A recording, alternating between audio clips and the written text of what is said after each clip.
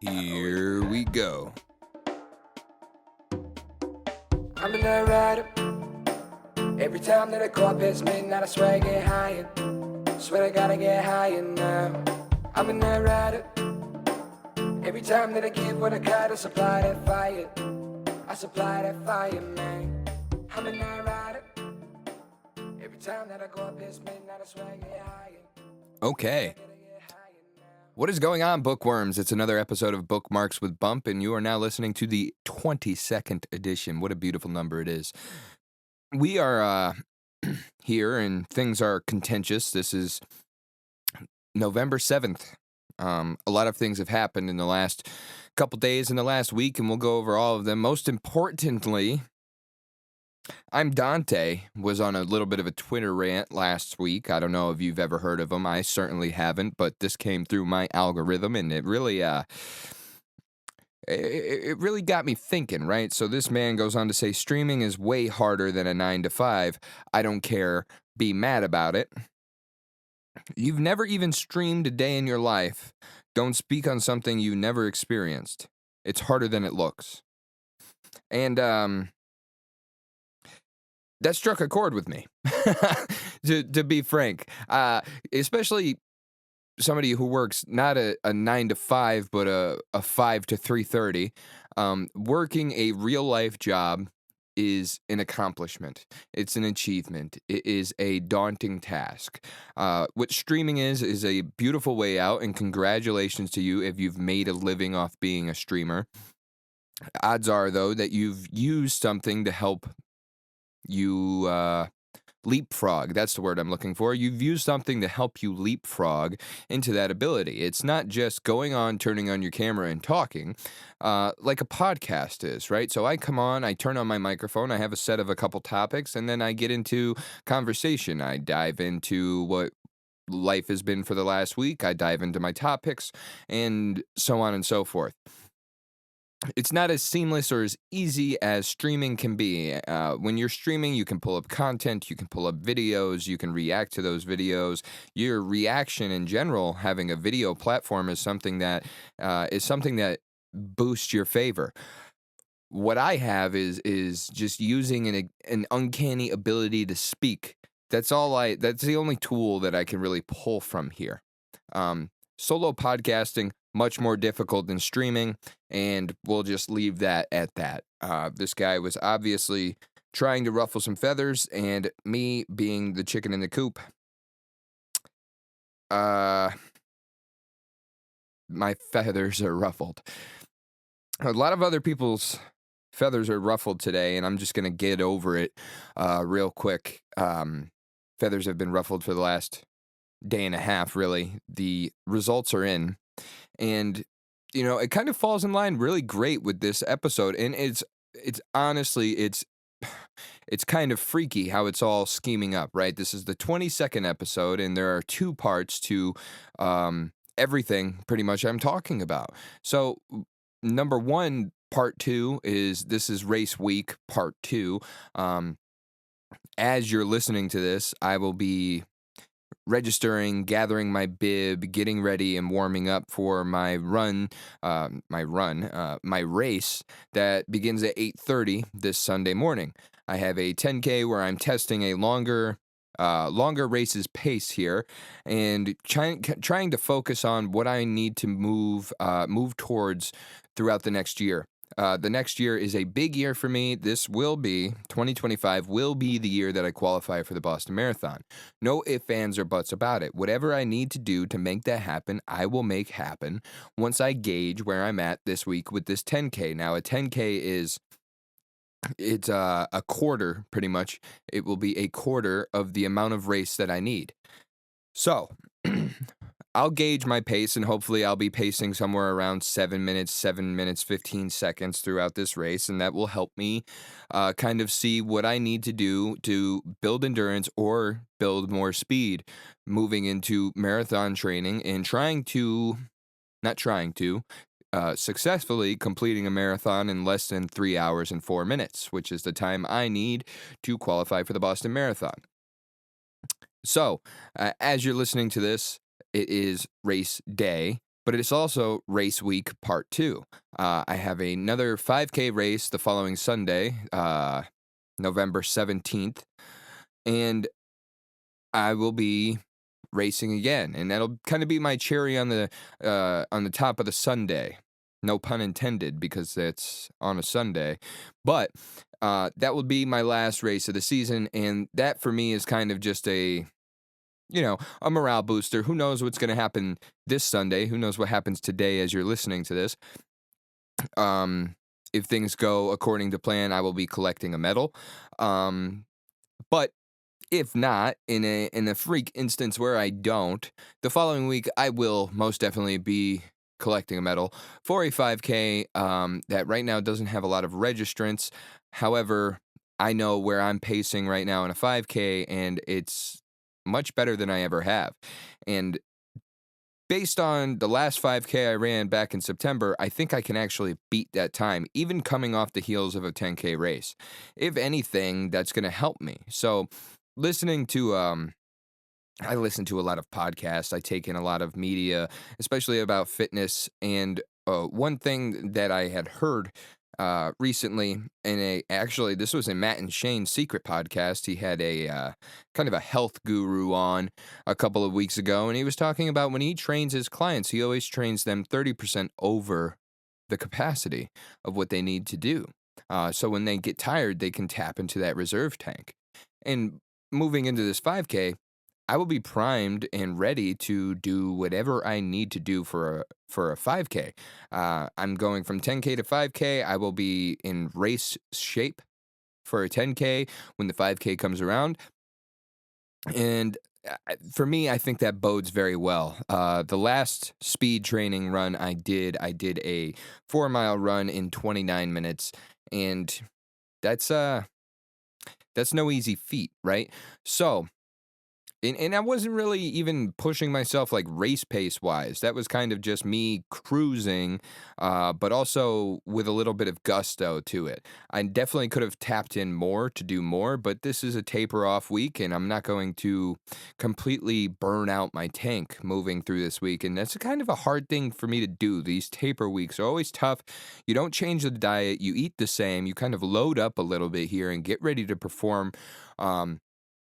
On game day, but it's tough for me to kind of dial it back. Some people, you've always heard that saying, you don't know your own strength. Well, it's the same case when it comes to running. Sometimes you just don't know your own pace, and you push it a little bit more than you need to. Me, however, I kind of gauge that a little bit better than usual, and moving forward, I'm just going to go. I'm going to go. I have 2 more runs coming up this week. I have a nice 30-minute recovery session, which I need to pace myself at around 8 minutes and 45 seconds, which for some reason right now, I cannot run that slow. I've tried, and it's a weird thing that's happening where I just can't dial it back enough. And maybe that's because I've gained pace. Maybe that's because I'm in a new tax bracket.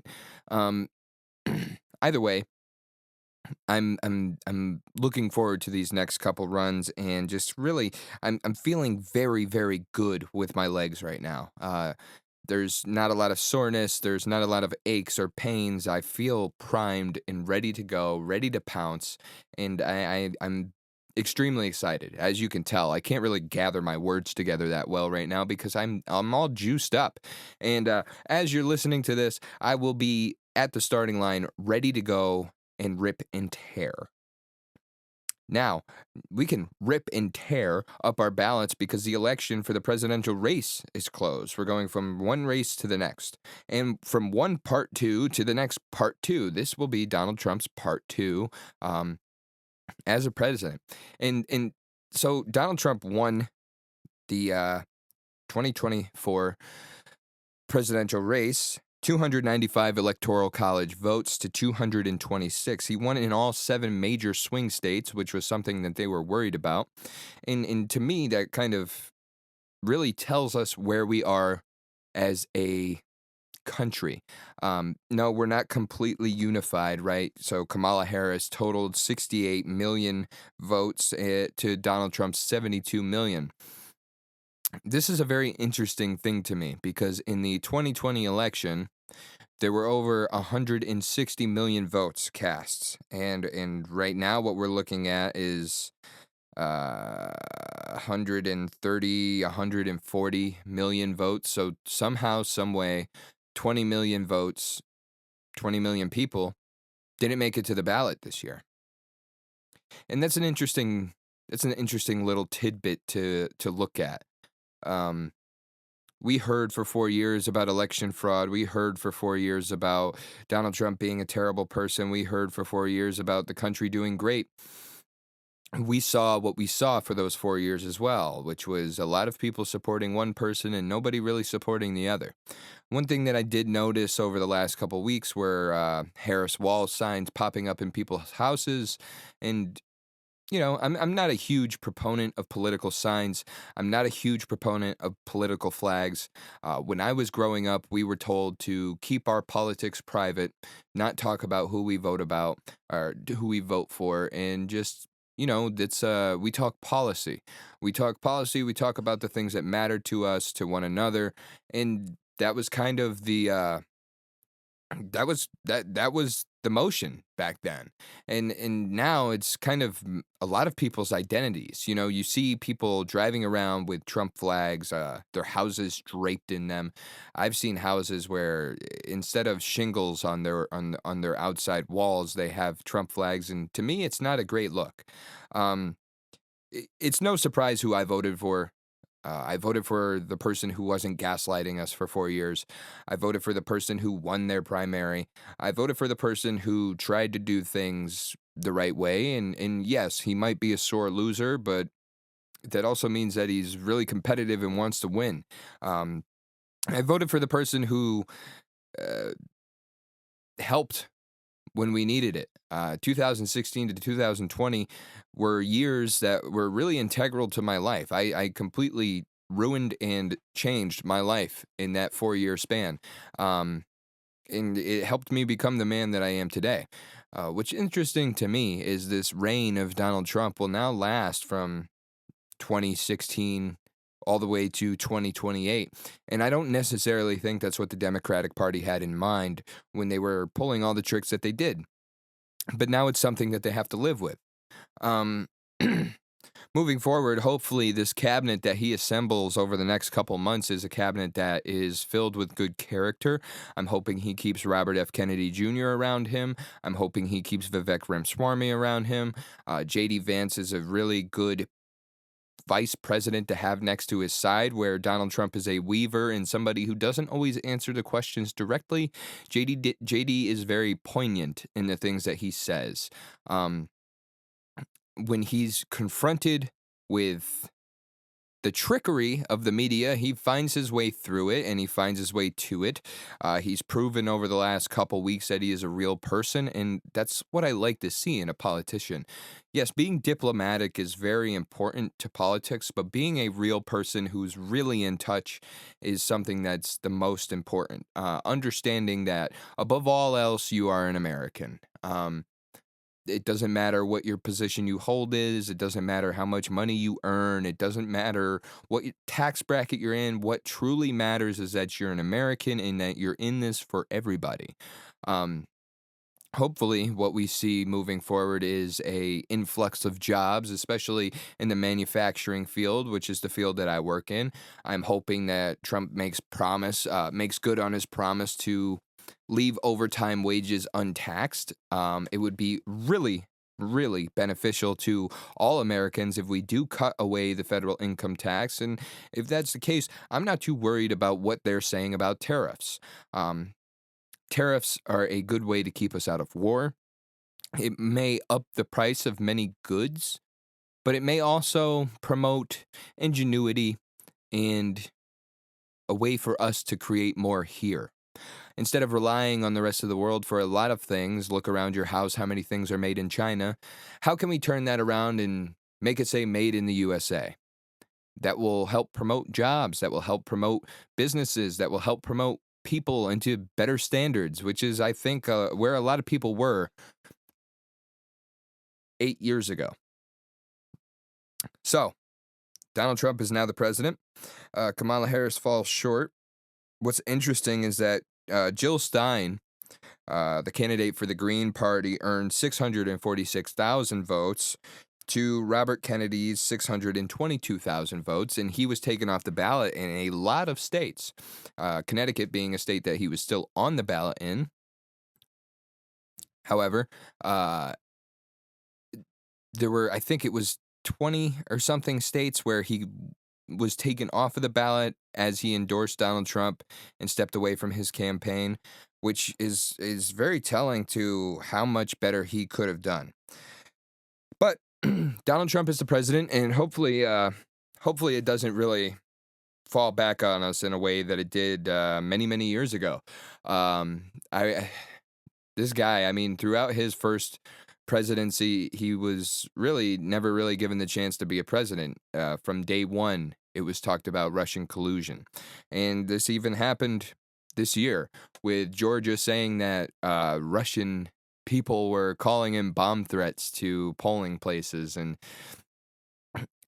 I don't really see much credence to that. When the Steele dossier came out, a lot of it was proven to be untrue. But as far as politics and politicians and the president goes, it's as much as this is the outcome that a lot of Americans wanted, I don't really see the name being what we should celebrate. We need to watch these policies change until we have something to celebrate about. Moving forward, onto brighter pastures, I started my week with a climb. If most of you who see my stories where I promote the podcast being released, you probably noticed the beautiful sunrise that I was enveloped by, and I climbed to the top of Bear Mountain. I did that hike that I've been talking about doing, and I saw the sunrise, and man, that was such a peaceful and grounding moment for me. Um, I've been awake for so many sunrises this past year, and not in an all-nighter type of way that I had been in the past. This is a different kind of sunrise for me. Waking up at 4 a.m. every day, it is I am at work and I'm watching it rise through the window type of deal. But Sunday morning, I make my way out to Bear Mountain, and by the time I get out of the car and I look up, and the sky is so clear, and it was a sign of things to come for me. Like, I'm going to be able to see the sunrise. It's going to be beautiful. The stars in the sky were shining so bright, and I make my way to the rock wall. And there is a rock wall that you do have to scale to get to the summit of Bear Mountain if you don't go the other way. There's a clockwise and counterclockwise way, but either way, it doesn't matter. Scaling the wall, when I look out to the horizon, I'm seeing the pink in the sky grow as time goes on, and I say to myself, I'm racing the sun right now.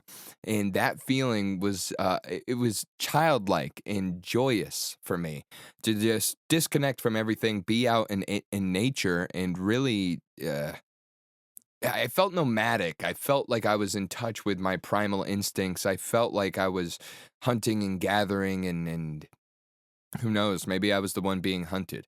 Throughout that whole hike, I did not see one single piece of wildlife that posed itself as a threat. I must have been protected in that moment, and that just tells me that I was exactly where I was supposed to be. Nonetheless, I'm climbing and I'm racing the sunrise. I get to the top, and there's about 3 or 4 minutes until sunrise is scheduled. Um, uh, Scheduled on the weather app. I'm checking for when the sun is supposed to rise. Like tomorrow, it's going to rise at 6:33 a.m.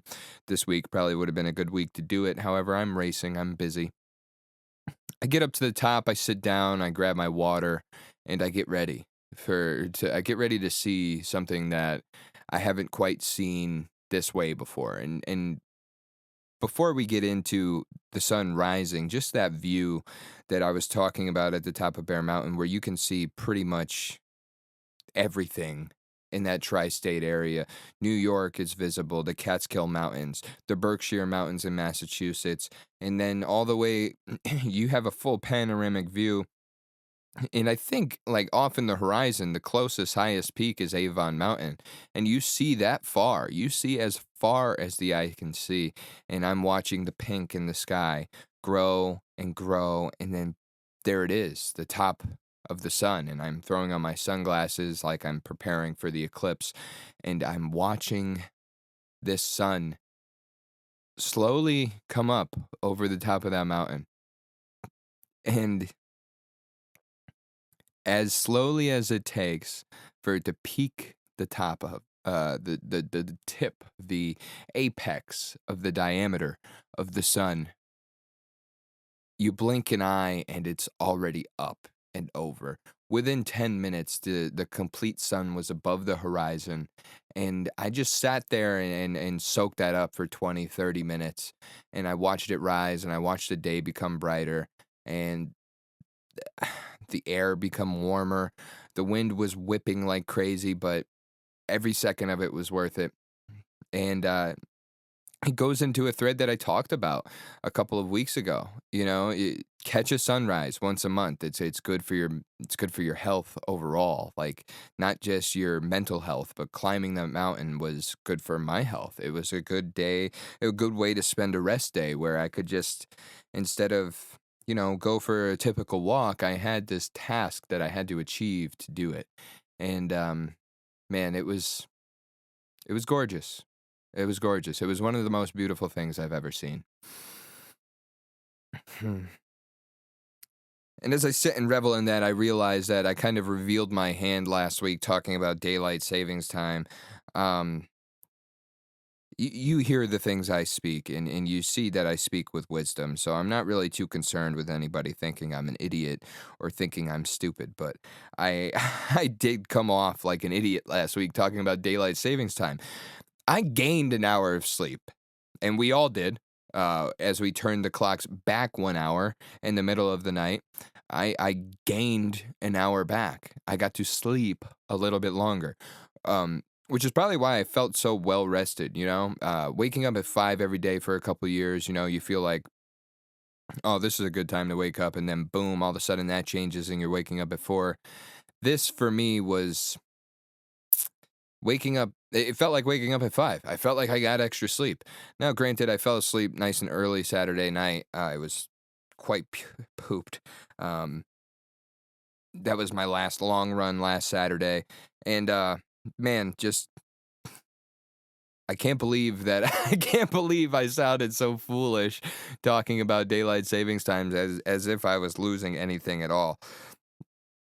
Um but this is like we're turning into like one of my least favorite times of the year. I enjoy being outside. I enjoy soaking up the sun. I spend as much time outside as I can, especially now, being off social media. I'm going on almost a month now of not scrolling every single day, finding time like while I'm at work, and probably shouldn't be scrolling through Twitter, and it's solely to find threads. And when I go on Facebook or Instagram, it's solely to post about the podcast. I'm feeling more pleasure in my life and gaining more pleasure from the things that I'm doing outside of the things that I do for myself as far as a hobby goes. And I think that's, somebody getting older, mid 20s into their 30s, we should spend a lot less time on the phone, wasting time. As you scroll, you waste a lot of time. Um, Especially if you're not learning something, or if you're not in a area where you can learn something. I'm hungry for knowledge. I'm always trying to learn something, and I'm doing that by diving into books. I'm doing that by practicing new hobbies, and I'm staying away from things that are just draining, right? So in life there are two things. There are vampires and there are fountains. And this goes for people, and this goes for tasks and activities as well. And ultimately, it all relies on energy, right? There are energy vampires and energy fountains. And there are people like this everywhere in life. There are things like this everywhere in life.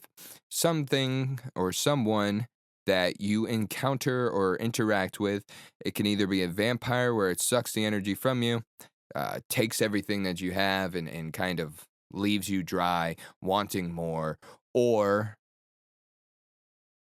It's a fountain where it just provides you more vibrance, more youthful energy, more useful energy, or more knowledge. And I'm looking for more fountains in my life instead of vampires. And I noticed that sitting down and going through Instagram or Facebook, generally that's just a vampire for me. And I'm spending more times with my fountains, my hobbies, my books, um, football, things of that nature, right? And also nature, being in nature, being outside. These are the things that are really giving me life right now. Um, and that's one major way to change. And that'll send us right into my first thread, 8 phrases for change. This is from a Twitter account called Seekwiser, and they give out a lot of great little mementos, and we'll talk about them many times throughout the podcast, but um this will be the first of the bit that I get into. And there are 8 phrases that changed my life for the better. 1, peace is always better than revenge.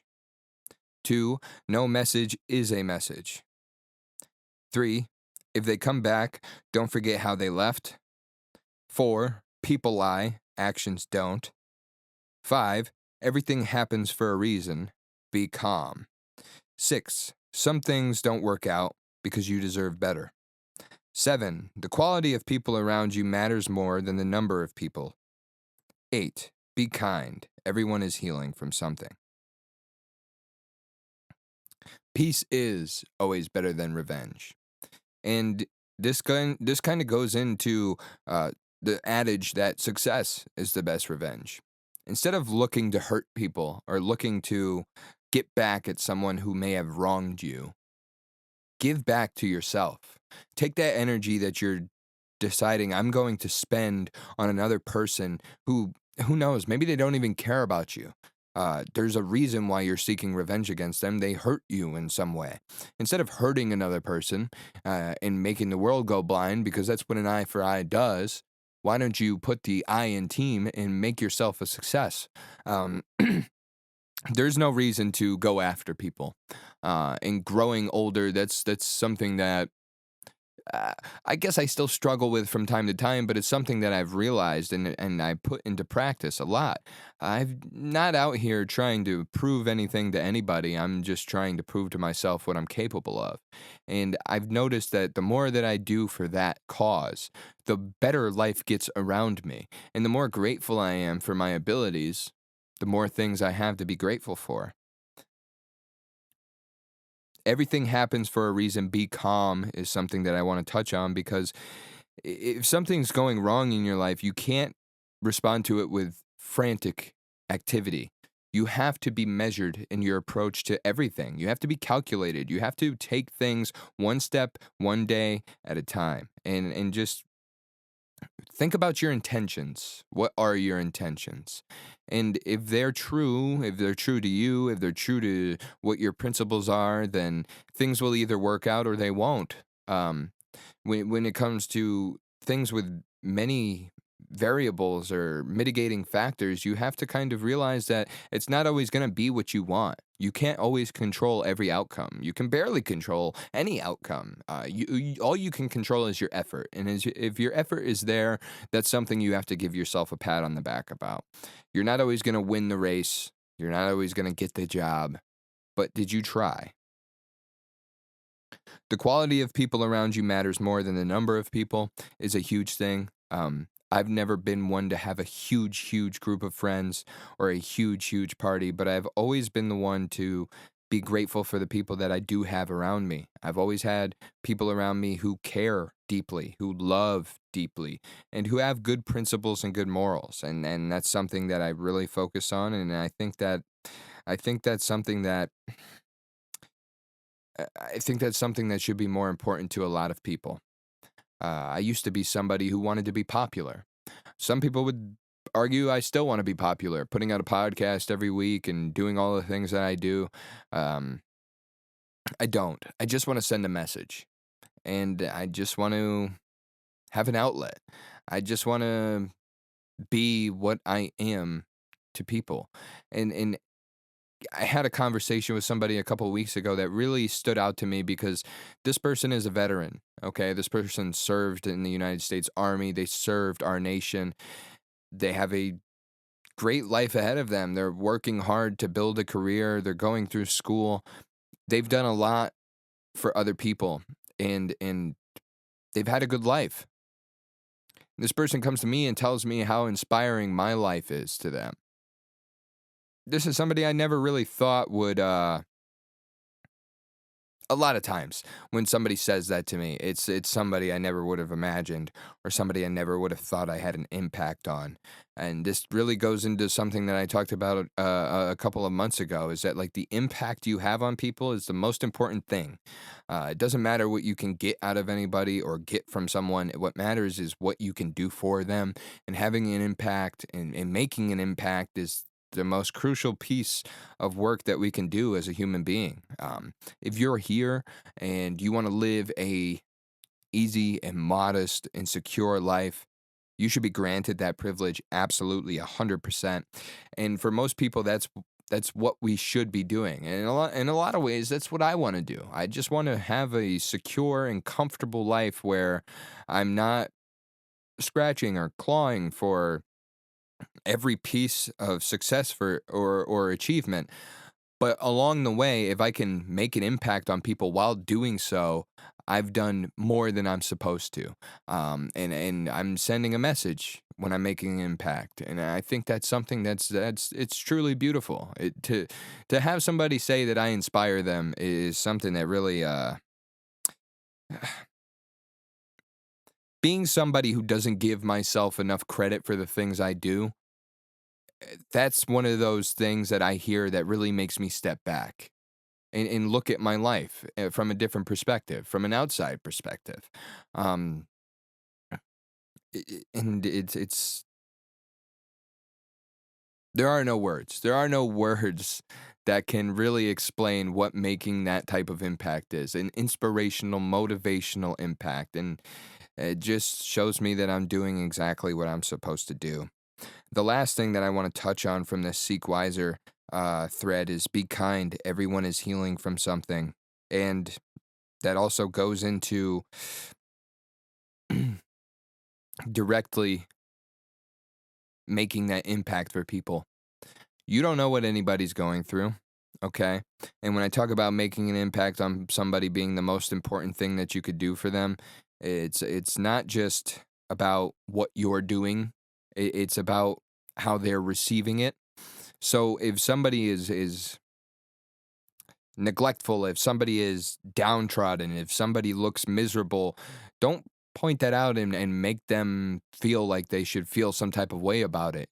Just be who you are to them.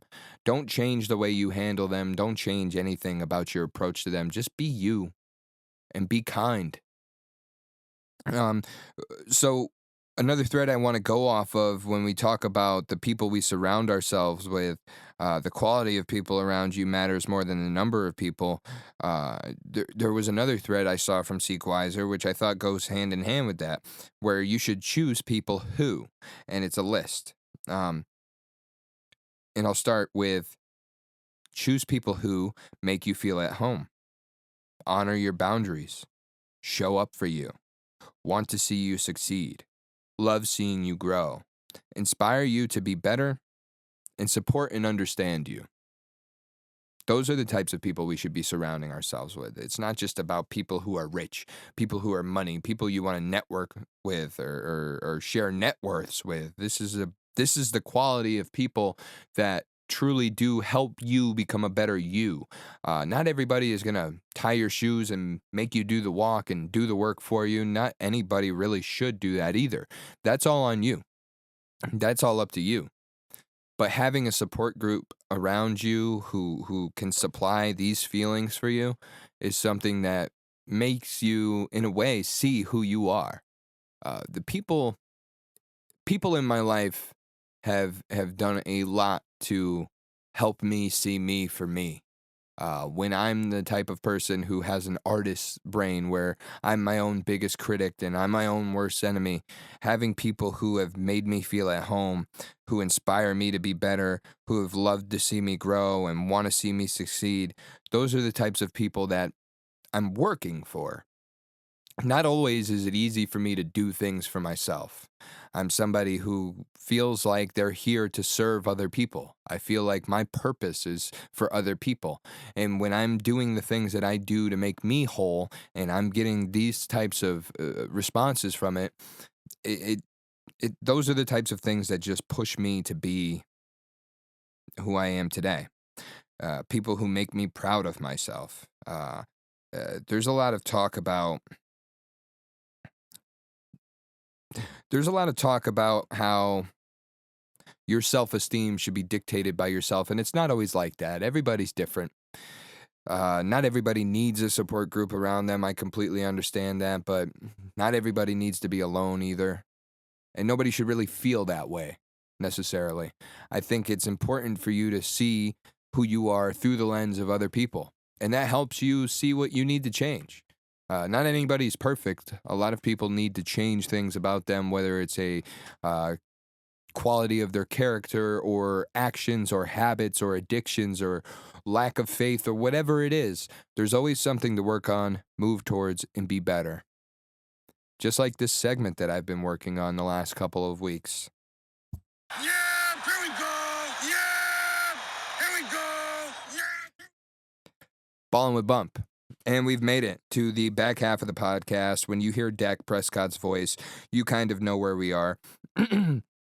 And where we are today is week 10, the beginning of the second half of the season. We have played through 9 weeks of football, and it is time to get into the thick of it.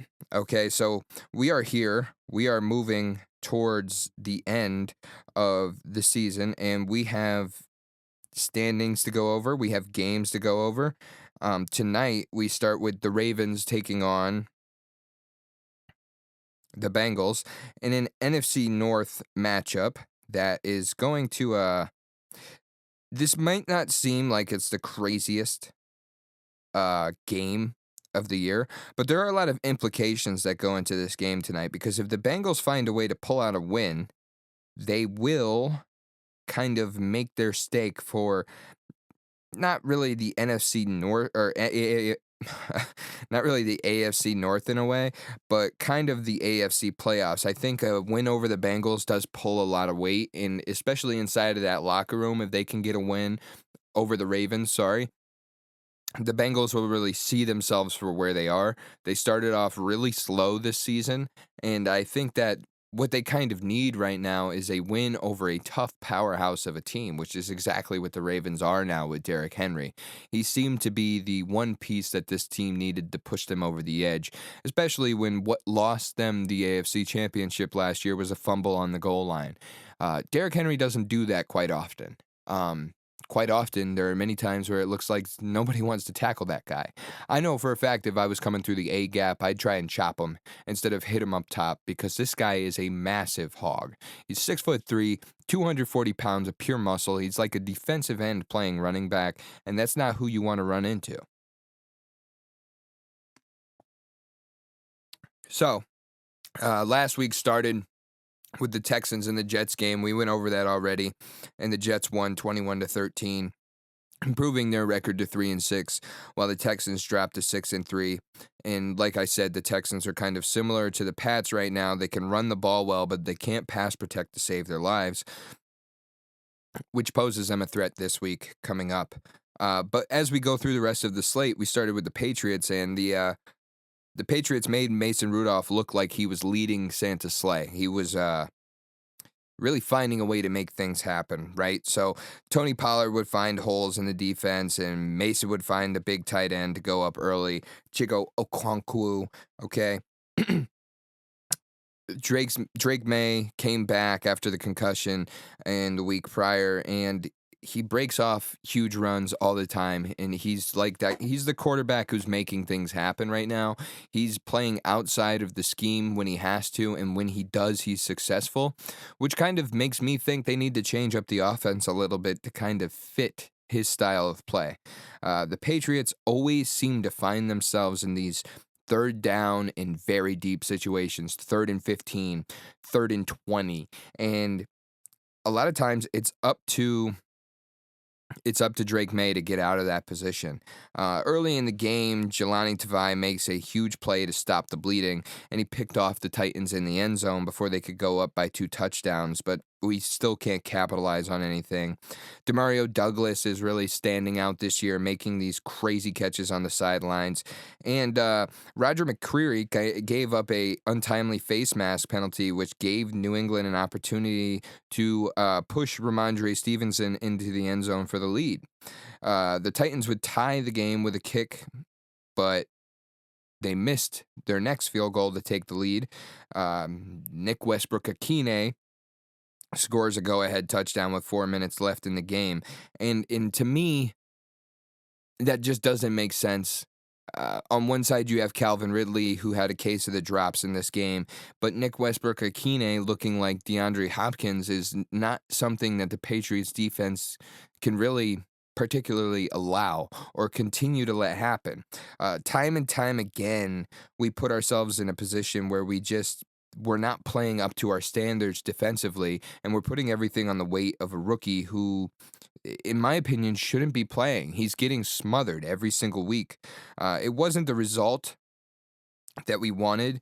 Ramondre ended up scoring in the final seconds of the game to send us into overtime, but the Titans would ultimately win that game 17-20, improved to 2-6. We dropped to 2-7. But Drake May looked really good in this game. He rushed for 95 yards.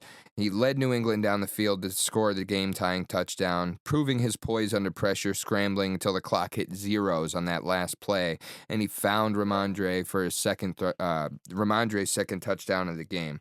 So between Ramondre Stevenson and Drake May, we have a little bit of a semblance of an offense, but nothing too cohesive and nothing really to write home about. The Browns and the Chargers did battle, and it was kind of boring early until Darius Davis returned a punt for 55 yards and got Jim Harbaugh off all fired up, and this guy is quickly becoming my favorite coach in the league again, just with the way that he shows his emotion on the sideline. He is one of the players when he's out there. He jumps up and down. He wears his khakis and his cleats. He gets his sprints going. He really knows how to fire up his team, and they all seem to kind of rally around him. And right now, they're looking very, very good. And the Chargers would keep on breaking free for huge plays. There was a 28-yard touchdown to Joshua Palmer, a 66-yard touchdown to Quentin Johnson, and J.K. Dobbins would run in a 16-yard touchdown. And so right as Jameis Winston was about to make this look like a good game, he throws a very readable pass to Jerry Jeudy and gets picked off in the end zone, which was his 100th career interception. So congratulations to Jameis Winston for throwing that. Dobbins has another 2-touchdown game in a Chargers 27-10 win over the Browns, where the Chargers improve themselves to 5-3, and the Browns are now at 2-7, looking for hope. There was another game with a huge, not really that huge. It's one of these everyday stats now. What I mean by everyday stat is every day they come up with a new stat to make somebody look better. This stat of this weekend was that no NFC East rookie quarterback has ever swept the Giants. However, the Commanders were playing the Giants, which means Jaden Daniels was leading his team against the New York Football Giants. And his first touchdown of the game, all the writing was on the wall. He threw this pass to Terry McLaurin that, one, only Terry could catch. It was low at his knees, leading in front of him when he had a defender on his backside. Two, he thread it through the needle of his offensive tackle and his offensive guard on the left-hand side of the line. Typically, a quarterback will always try to throw the ball above the line. This is one of those very few instances I can remember where I saw a quarterback throw through the line. The variables going into this play are mighty, but he made it happen, which is kind of just something that this guy happens to make happen. Is anything that needs to happen. He's a phenomenal rookie quarterback. Not just a rookie quarterback, though. He is a phenomenal quarterback, and he's making this team better every single day. Between Jaden Daniels and Cliff Kingsbury coming in and running the offense, the Commanders look like they are on a track for success quickly. I can't remember a team have this quick of a turnaround since they drafted Robert Griffin III. What I'm hoping for is that they just take better care of Jaden than they did RG3. Another monumental touchdown happened in this game. 672 days from the last one. Now, granted, it was only 6 home games due to injury, but Daniel Jones finally threw his first touchdown in MetLife to Chris Manhertz. Now, imagine that. Imagine going to a football game every other weekend or every weekend to cheer on your team, cheer on your quarterback, and he does not throw one touchdown for every game you go to. This day was the day you got to say, I was there, and he made it happen. Chris Manhertz, the big tight end playing for the Giants, caught that pass, and Daniel Jones finally got to have that sigh of relief that he hadn't had since they played the Eagles in Week 17 in the year the Eagles went to the Super Bowl 2 years ago. Austin Eckler hit back right away, though. Him and Jaden Daniels took turns on that drive running down the field. It was just the Eckler and Daniels show, and it's a fun show to watch because Eckler is a guy who always finds the end zone. But when you see Jaden decide to tuck it and run, anything can really happen, and he kind of runs a little bit recklessly. If I was a Commanders fan, that would worry me, but I'm not. So I get to enjoy the fun of seeing this guy frolic out there.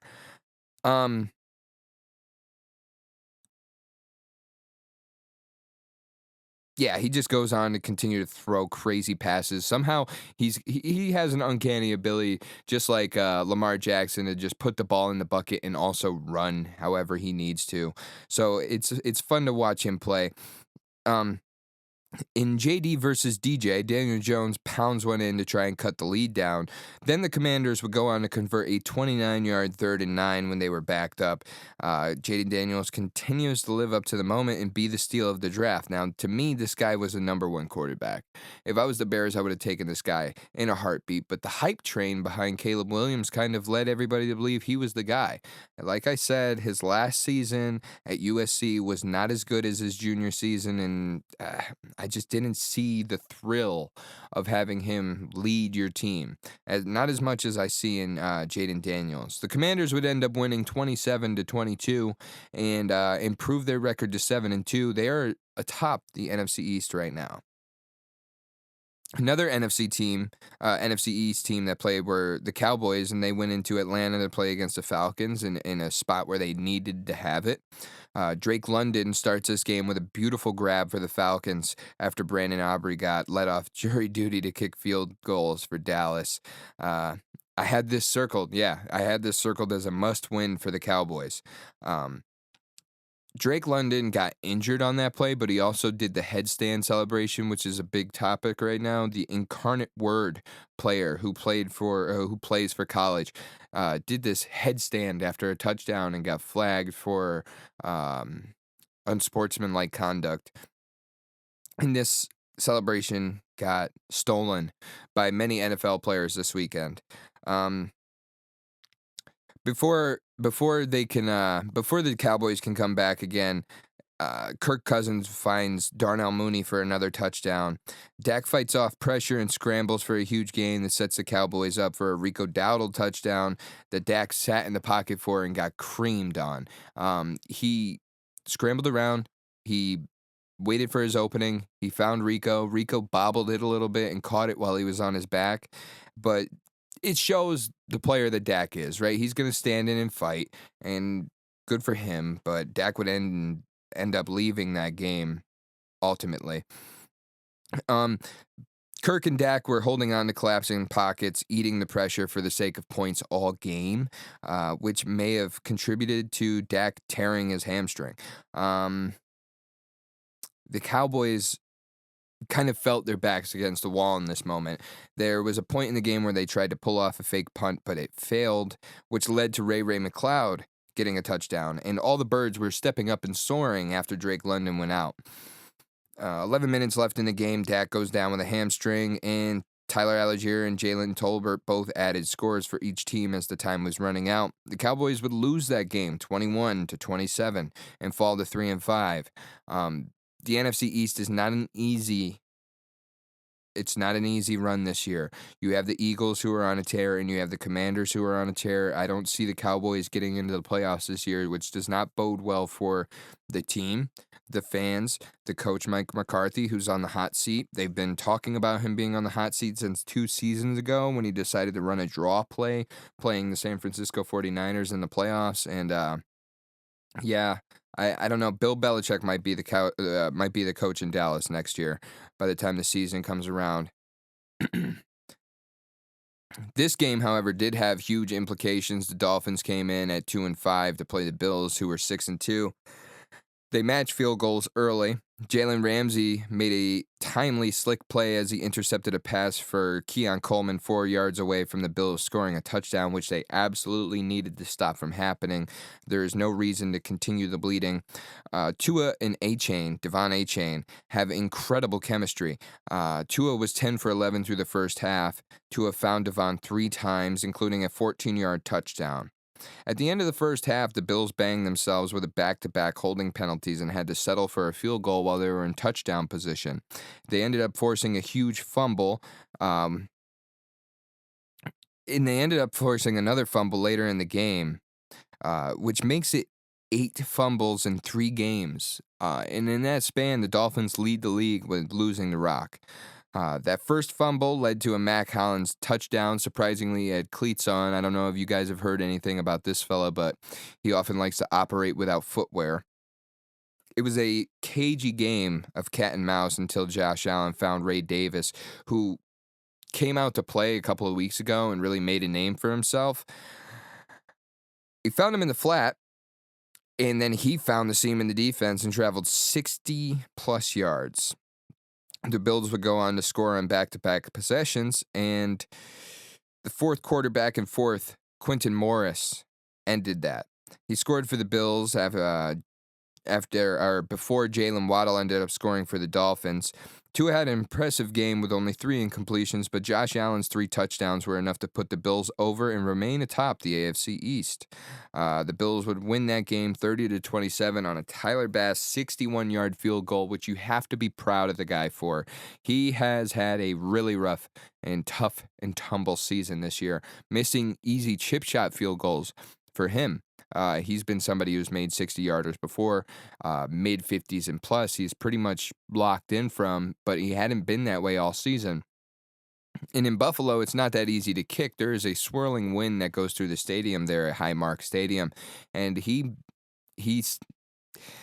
What's so cool is that Sean McDermott knew this and said, okay, I'm still going to send my guy out there, and he went out and he iced the game. So props to Tyler Bass for that. Welcome back, Big Ball Bass, and congratulations to the Bills. The Bills are the team to beat in the AFC East, and you know what? They deserve it because they were, they were at the foot of the Patriots for a very long time, and to me, everybody deserves a chance. They're getting their chance now. It's up to Josh Allen to sign. He threw, I think that was his 2nd interception of the season. I have to check in and be sure about that. But we're going to move on to the next game here, which was the Ravens taking on the Broncos. And the Broncos have a chance here to really contend in the AFC West, along with the Chargers and the Chiefs. The Chiefs are the Chiefs, but the Chargers are a team that's always been up and down. So the Broncos being led by a very solid coach, seemingly having a great rookie quarterback at the helm. They're a team that can kind of make a push here. But they did mess up quite a bit. You simply just can't give Lamar Jackson time. He will find a receiver with his ability to move. He can scramble in the pocket for 8 minutes. It almost seems like that sometimes. But he could scramble in the pocket for a good 8 to 10 seconds and wait until the guy is open. Once they're in goal to go situations, Derrick Henry makes touchdowns inevitable with one in every game so far this season. And as a matter of fact, if you look at the sports book tonight, he is 290 to 1, or sorry, 1 to 290 to score a touchdown.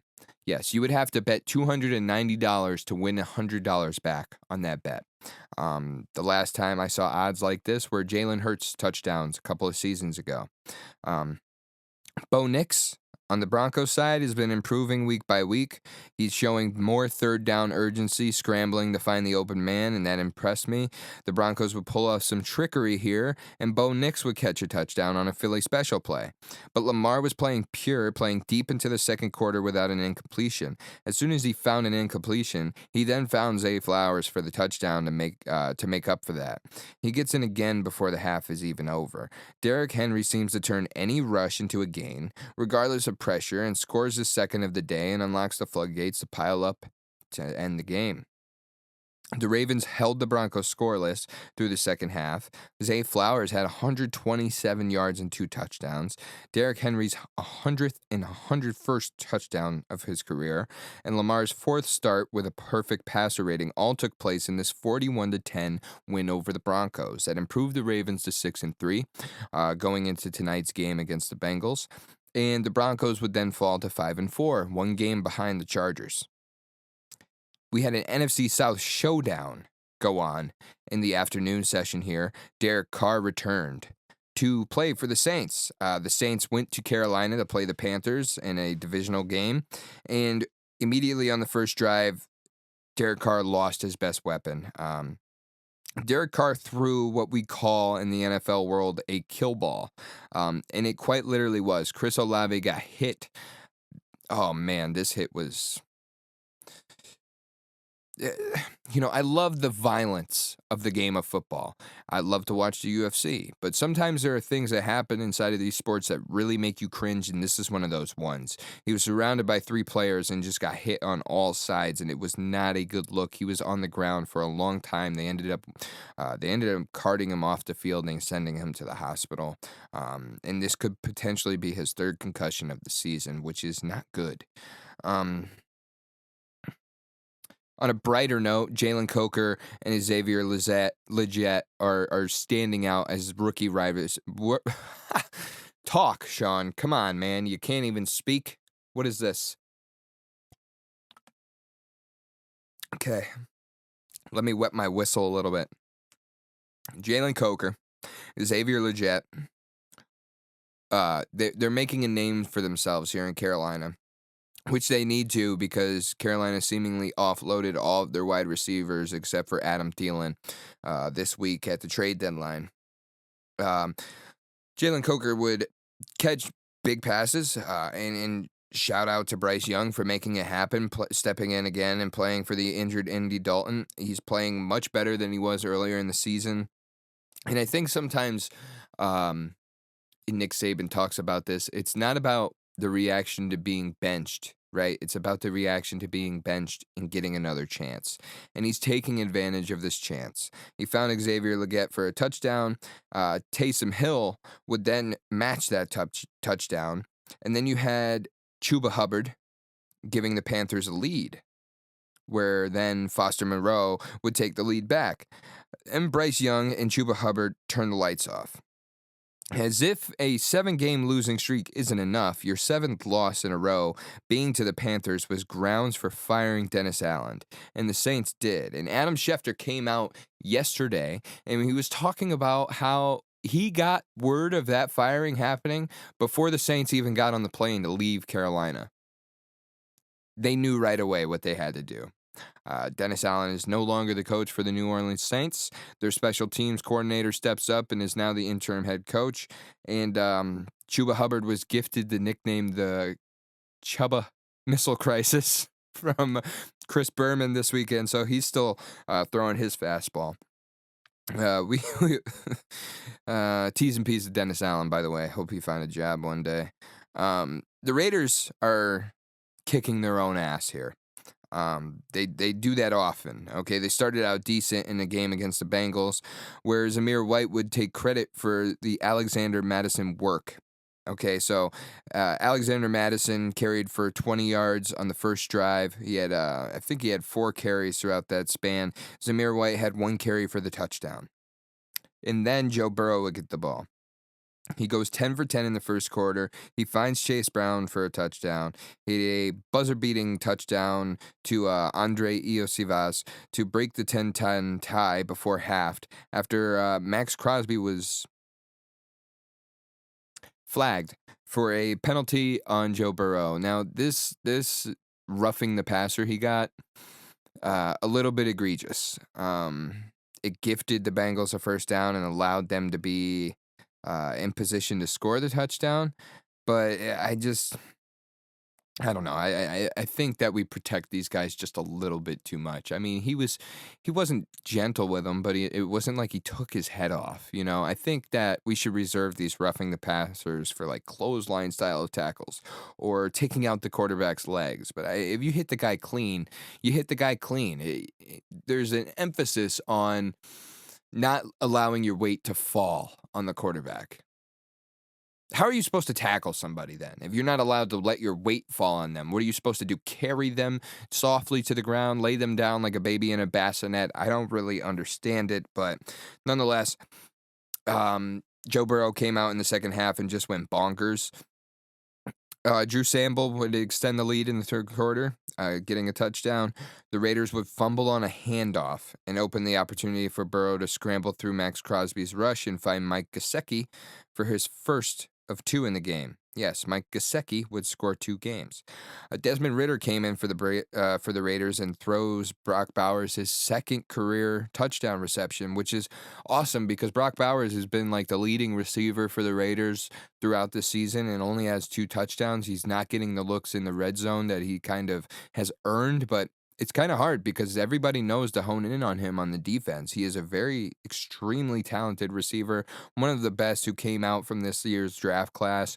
He made a name for himself at Georgia, and he's living up to that name. Joe Burrow threw for 5 touchdowns in this game, though, and it just seemed like it just seemed like one of those games where they're hitting their stride now, which is kind of the signature of a Bengals team. They start out slow, they find a game where they can really hone in on offense and do what they need to do, and then they just take off running, and we're going to see that tonight with the Bengals and the Ravens.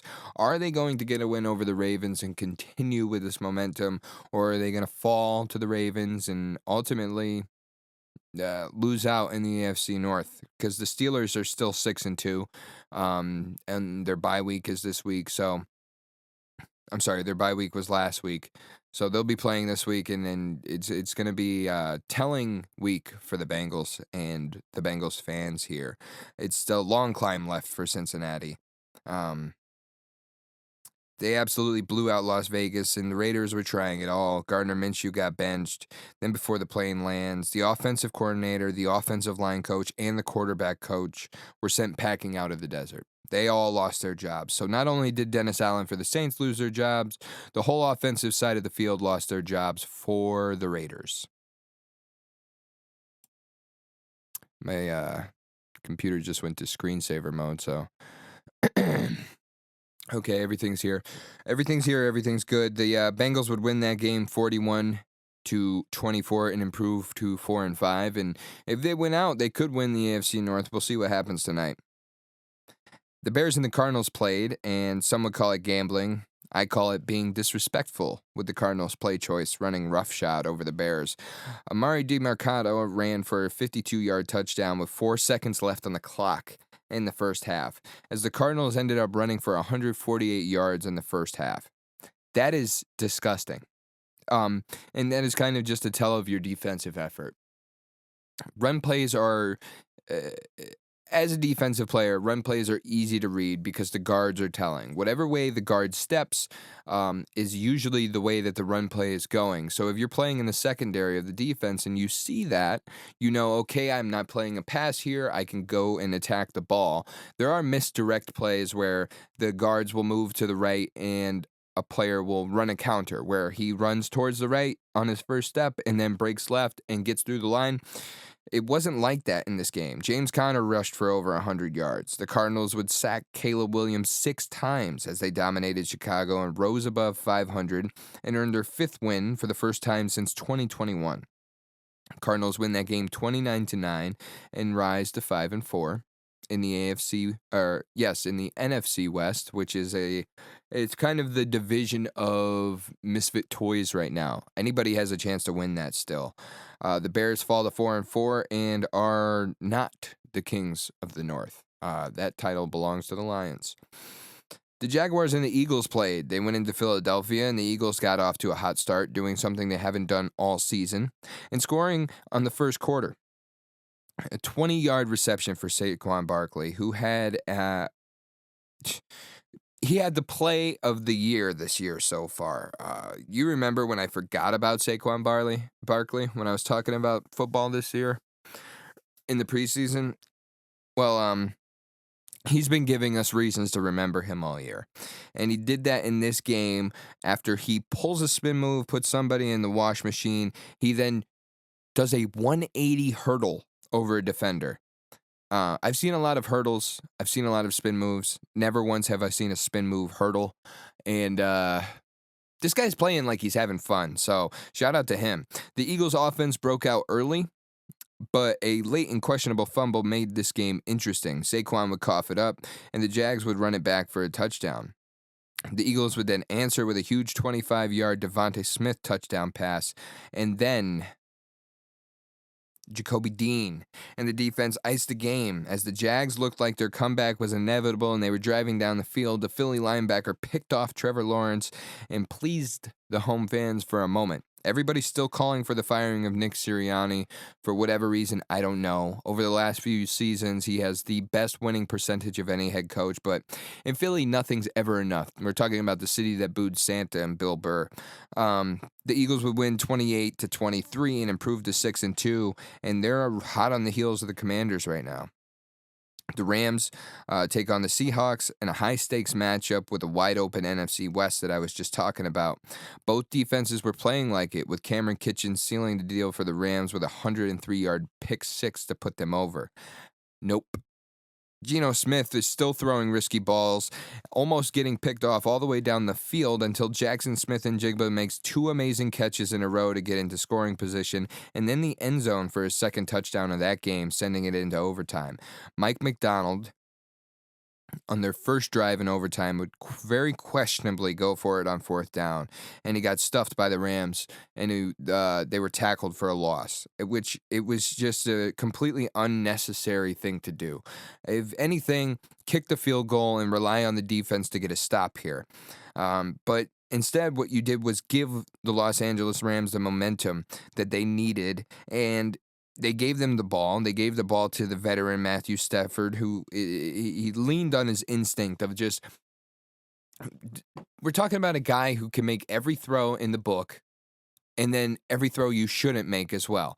Across the body, on the run, opposite side of the field. You name something you shouldn't do, this guy can do it perfectly. And he marched right down the field, stalking Seattle like a shark smelling blood. And then he found Demarcus Robinson in the end zone to win the game. JSN was on double duty without DK. He managed to pull off 180 yards and 2 touchdowns, so it's a huge game, and Jackson Smith-Njigba continuing to rise his stock, but it wasn't enough to put them over, as the Rams won 26-20, improved to 4-4. They're right there, hot on the heels. They're tied with San Francisco. They're right behind the Arizona Cardinals, and the Seahawks are now 4-5. Talked about the Lions earlier. And the Lions have won 3 straight in Lambeau. They go in to play the Packers. And as long as Jared Goff, Jahmyr Gibbs, and Kirby Joseph are on the team, they're going to remain on top. Jared Goff went 18 for 22, throwing another almost perfect game, which is like inconceivable. We're talking about a guy who pretty much got thrown away a couple of years ago by the Rams. But now he's playing like he has the confidence behind him that he's always needed. And I love that for him. Jared Goff plays amazing, 18 for 22, as I said. Jahmyr Gibbs had an early 15-yard rush touchdown. Amon-Ra St. Brown had a touchdown. And Kirby Joseph had a 27-yard pick six. And when you have players like this stepping up in these moments, I mean, it's undeniable. There's something special happening in Detroit. They won 24-14 and improved to 7-1, remain on top of the NFC North. And the Packers are at 6-3. They're still there. They still have a chance. And we might see 3 teams from the NFC North entering the playoffs this year, because the Vikings played the Colts on Sunday. And they played Joe Flacco-led Colts. After Anthony Richardson had stepped off of the field, Joe Flacco, the journeyman veteran, stepped up to start and teach the young and raw Richardson how to lead a team, which is what he was brought to Indy for after leading Cleveland to 4-1 finish of their season and a playoff berth last year. There was a very contentious defensive showing to start this game. The Vikings would recover a fumble on a bobbled handoff. Indy would pick Darnold off in the end zone to stop a touchdown from happening. They were then forced to punt. I almost went to bed and said, okay, this is going to be a boring game, until Grover Stewart flat-backed the center, absolutely pancaked him, found his way to Sam Darnold and wrapped one arm around his shoulder and punched the ball out while he was sacking him. And that was returned by...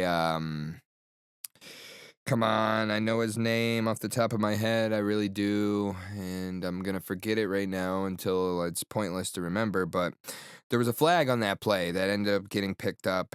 I thank God for that, because I'm sick of seeing these roughing the passers when it's not really roughing. Oh, then we watched a beautiful display. It was Kenny Moore. Kenny Moore picked up that ball and ran it back for a touchdown. I knew I was going to do that, man.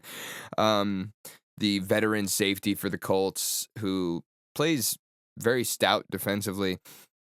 He had great instincts, scooped and scored on that play, gave the Colts a lead. What we then watched was a beautiful display of kicking. That's right, 3 straight misses. The Vikings stopped Indy from even doing so much as taking a snap inside of the 20-yard line all game. Their only touchdown would be that defensive touchdown, while the Vikings would go on to have Jordan Addison, Jalen Naylor, and Josh Oliver all find the end zone to stop the Vikings' losing streak at 2 games. And when you watch this Vikings team, it's like their defense has a way of disguising and making these plays happen, where Brian Flores, say what you will about the guy, he has absolutely stepped up as a defensive coordinator.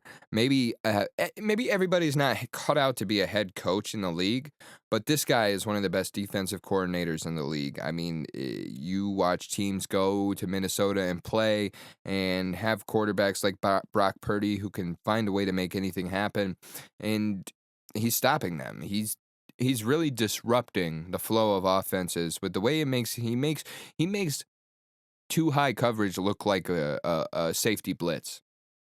And the players on his team have the ability to make that happen. It's not just drawing up a scheme and saying, this is a great plan, let's do it. It's having the people surrounding you to be able to make it look flawless as it does. So shout out to Brian Flores and the Vikings defense. We finished this week with Monday Night Football game, the Buccaneers at the Chiefs. Travis Kelce was making plays on the first. He was making plays all game. He had 14 receptions for over 100 yards, but he made plays on the first 2 first downs, and he had this one catch for a first down where he looked down at his hand and gazed at his hands like he was looking at a crystal ball. Got to respect the moxie on that guy. He would go on to make catches all game, but that drive didn't really end well because Vita Vea was finding a way to lay Mahomes out. On 3rd and 8, he gets a huge sack on Patrick Mahomes early in that game, and the Bucs were then trying to run their offense, but continuing to run into a wall.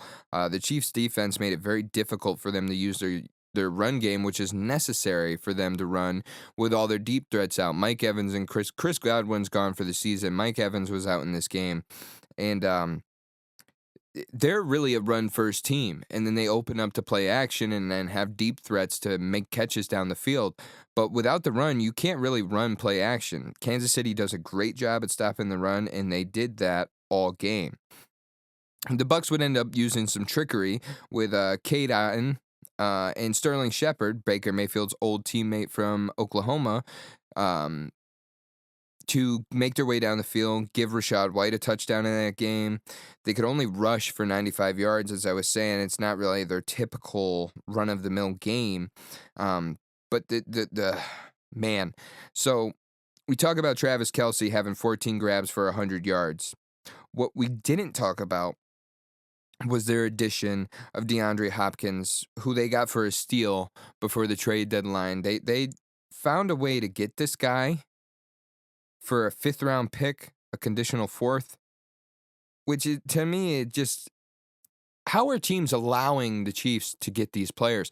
Like the Bills, they allowed Xavier Worthy to end up going to the Chiefs. Now, it hasn't panned out like it did early on, but he's still got all the talent, and Andy Reid is such a phenomenal offensive head coach that he can kind of make anything happen with any guys on his team. So you get DeAndre Hopkins in the fold. Okay, he has 8 receptions for 86 yards and 2 touchdowns. And then you get Kareem Hunt back into the fold, who started his career as a Chief, who rushes for 106 yards. He's getting called upon mightily. He had 27 carries in the game. He sucked a bunch of the clock out of the game. And he would go on to score the game-winning touchdown in overtime for a Kansas City win 30-24. And the Kansas City Chiefs are still the Chiefs. I think we're looking at a Chiefs-Lions Super Bowl when it's all said and done at the end of the season here. They're 8-0 and undefeated. They'll have a bye week soon, right? Or did they already have it? I actually think they already had their bye week. So for the rest of the season, they kind of got to play out, and it's not like they have to play strong. They play the way they've been playing, and they're going to be just fine. They haven't really wowed particularly in any of these performances. There hasn't been any real blowout game. They're kind of scraping by, but I mean, you have DeAndre Hopkins, Xavier Worthy, Travis Kelce. You can pretty much build the rest of your team around that and be A-okay with this defense that they have. It's not really a question where they're going to be at the end of the year. And they have a chance to make history. No team has ever gone back-to-back-to-back winning Super Bowls, and this could very well be the first team to do it. They're 8-0 ahead of the Chargers by 3 games in the AFC West, and the next closest team behind that is Denver at 5-4. So they are 2-0 in the division right now, and they're holding strong. They'll probably afford to lose some games here at the end of the season, but they probably won't. If they become the first team to go back-to-back-to-back, I wouldn't be surprised if they did it on an undefeated season. I mean, that only makes sense, right? That would only make sense for the Chiefs to do something that's never been done before, and then also do it better than anybody ever has. So we'll go through the standings real quick since we're at the halfway point of the season and see what these kind of potential outlooks look like, right? So you have the Buffalo Bills at 7-2 leading the AFC East. You have the Pittsburgh Steelers at 6-2 leading the AFC North on a bye week right now. The Baltimore Ravens are right behind them at 6-3. I think the only thing that makes them number 2 in the division is that they're 1-1 in division play. They dropped that game to the Browns a couple of weeks ago, and that hurts their divisional standings, but the Pittsburgh Steelers have yet to play a divisional game, so we'll see what their true potential is coming up soon. So Pittsburgh and the Ravens, Pittsburgh and Baltimore look to be the teams to beat there, especially with Russell Wilson coming into the fold. Have we seen the true potential of the Steelers' offense? Not quite, but we know what their defense is capable of, and we'll move on to the AFC South, where the Texans are holding on to a lead at 6-3, and that looks to be something that's this is kind of the division to watch, right? Because the Indianapolis Colts are at 5-4. They're 1-3 in divisional play. They haven't played all of their divisional games yet, but they've pretty much they pretty much lost them all. Houston is 3-0 in divisional play right now, which is good for their divisional standings. But what I'm seeing is CJ Stroud taking a lot of punishment. Stephon Diggs out for the rest of the year. They didn't pick up a wide receiver at the trade deadline. So did they really improve that offense and help CJ Stroud find a weapon to get the ball out of his hand quicker? There's a lot to see improvement here, and hopefully we do in the next couple of weeks. Tennessee and Jacksonville have no chance. They're 2-6 and 2-7, and they can pretty much pack it in. The Colts, they have a solid team. They have a solid defense, but they got to figure these things out offensively. They have all the weapons, but none of the bullets, we'll say. AFC West, we went over. The Chiefs are the Chiefs. Then you look at the NFC East. The Philadelphia Eagles are 1-0 in divisional play. The Washington Commanders are 2-0 in divisional play, having 2 wins over the Giants. They are 7-2, which puts them above the 6-2 Eagles. The Eagles have already played their bye, and that's gonna be the games to watch, right? The 2 matchups between the Commanders and the Eagles will be what we need to see who is going to win that division. And then you go into the NFC North. The Detroit Lions, 7-1. The Minnesota Vikings, 6-2. The Green Bay Packers, 6-3. All with the chance to win that division, with the Packers only playing 2 divisional games. The Bears haven't played 1 yet. Minnesota's 1-1 in divisional play, and Detroit is 2-0 in divisional play, with a win over the Vikings and a win over the Packers. Packers need to go into Detroit and beat the Lions, and if they can do that, they can possibly regain the NFC North if the Lions do drop some games moving on here. We have the NFC South. Atlanta Falcons lead 4-0 in the division so far, but they're 6-3 overall. Tampa Bay is right behind them at 4-5, sorry.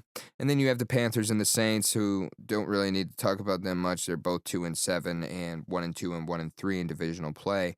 They don't have a great outlook moving forward. Now we have the most interesting division here. We have 5-4, 4-4, 4-4, and 4-5 in the NFC West. It is wide open. Except the Cardinals are 2-0 in divisional play. I think they're putting an emphasis on those games because they just want to win the division and get into the playoffs here. And if they play the way that they've been playing, they have a great chance to succeed and do so. So keep an eye on the Arizona Cardinals and pretty much every team in the NFC West right now, because we have Kyler Murray in the Cardinals. We have Matthew Stafford in the Rams, and we have Brock Purdy in the 49ers. The 49ers at 4-4 is not what you expected to see this year. So let's see what they have on up their sleeves after the bye week this week, and I'm excited to see what they do moving forward. I mean, you think about it, Deebo Samuel, Jordan Mason, Christian McCaffrey coming back into the fold this week, potentially. He did practice, and he was a limited participant in practice yesterday, Wednesday, November 6th. So we'll see if he can get back on the field and return to form. But the Cardinals are playing outstandingly well right now, especially with their offensive line play. They're protecting Kyler Murray, and when he doesn't have protection, he has the wheels to make things happen. The Rams, I mean, with Matthew Stafford at the helm, anything is possible. This guy is a very, very crafty veteran who, like I said earlier, can make every throw that you can think of. And then the 49ers are the 49ers. So let's hope they act like it. And we'll check back in on the standings in the next couple weeks here. But like I said, my Super Bowl prediction right now, as of today, is the Chiefs will be playing the Lions. And that wraps that up. That's Ballin' with Bump there. Got a few minutes here to get myself nice and prepared and make my dinner before it's time to watch the Bengals take on the Ravens in that divisional showdown. And I can't wait to talk about it next week. I can't wait to tune back in with y'all. I've had a very Um, Honestly, I've had some of the best numbers that I've had in the last couple of weeks as far as the podcast goes. So I want to thank everybody who's been subscribing, watching, listening, watching on YouTube, listening on Apple Podcasts and Spotify. Anybody who's rated, everybody who's rated and subscribed, you all have a very special place in my heart. It's so touching to see the feedback and the interactions I've gathered from you all.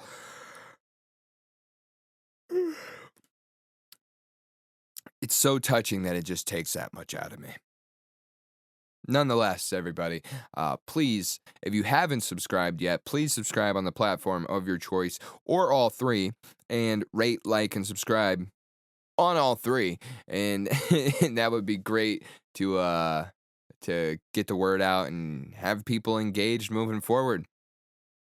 And shoot, when I check back in with you next week, I'll be one medal down, one more medal to go with the last two races of the season coming up, and I'm excited to share my achievements with you all.